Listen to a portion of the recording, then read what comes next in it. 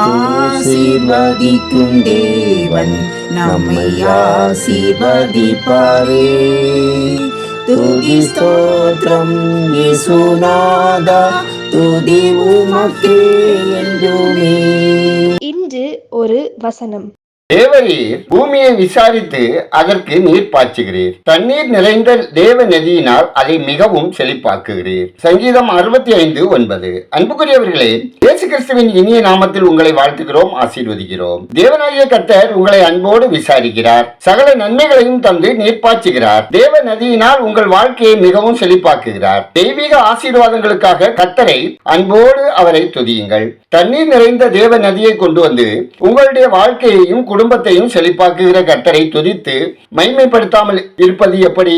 நமக்குள்ளே பாய்ந்து ஓடுகிற பரிசுத்த ஆவியானவராகிய நதி தேவ சமூகத்திலிருந்து பரலோக உச்சிதங்களை எல்லாம் உன்னதமானவரின் ஆசீர்வாதங்களை எல்லாம் கொண்டு வருகிறது. அந்த நதியின் மூலம் புத்துணர்வை பெறுகிறோம், சுத்திகரிப்பை பெறுகிறோம், சகல நன்மைகளையும் ஆசீர்வாதங்களையும் பெறுகிறோம். இந்த வற்றாத ஜீவ நதி வருடம் முழுவதும் உங்களுக்குள் வந்து கொண்டே இருக்கும். உங்கள் ஆவி ஆத்மா சரீரத்தை சுத்திகரித்துக் கொண்டே இருக்கும். நீங்கள் கனி கொடுக்கிறவர்களாய் விளங்குவீர்கள். தேவ பிள்ளைகளே, நீங்கள் பசுத்தத்தின் மேல் பசுத்தம் அடைந்து பூரணராய் காணப்படும்படியாக அந்த நதி உங்களுக்கு உதவி செய்து கொண்டே இருக்கும். நாம் ஜெபிப்போம். எங்களை விட்டு விலகாமலும் எங்களை கைவிடாமலும் காத்துக்கொள்ளும் பரலோக பிதாவே, ஆசீர்வாதமான இந்த நாளுக்காய், இந்த நாளின் வசனத்துக்காய் நன்றி சொல்கிறோம். அப்பா, பரிசுத்த ஆவியானவர் எங்களுக்குள் இருந்தால், எங்களை ஆளுகை செய்தால், நாங்கள் செழிப்பான வாழ்க்கை வாழவும் பரிசுத்தமாக வாழவும் இயலும் என்பதை உணர்கிறோம். எங்களை பரிசுத்த ஆவியாகிய ஜீவ நதியால் சுத்திகரித்து புத்துணர்வடைய செய்து பரலோக உச்சிதங்களையும் நன்மைகளையும் ஆசீர்வாதங்களையும் பெற்று மற்றவர்களுக்கு தேவ அன்பை வெளிப்படுத்தி நன்மை செய்கிறவர்களாக வாழ தயவு காட்ட வேண்டுமாய் ஜெபிக்கிறோம்.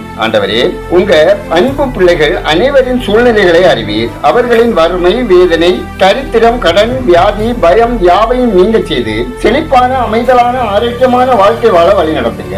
ஆண்டவரே, நீர் எங்களை விசாரிக்கிறது போல நாங்களும் மற்றவர்களை விசாரித்து தேவ அன்பை வெளிப்படுத்தி இரக்கத்தோடு உதவி செய்திட தயவு செய்யுங்க.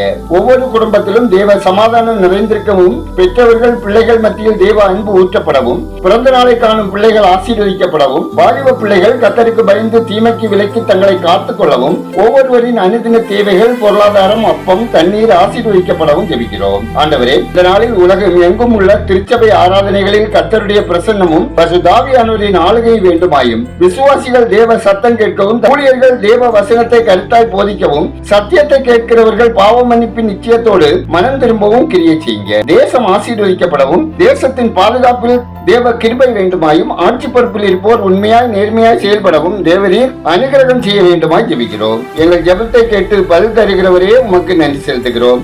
துதிகனமையுமே உமக்கே செலுத்துகிறோம். இயேசுவின் நாமத்தில் ஜெபிக்கிறோம் எங்கள் ஜெபங்களை நல்ல பிதாவே, ஆமென்.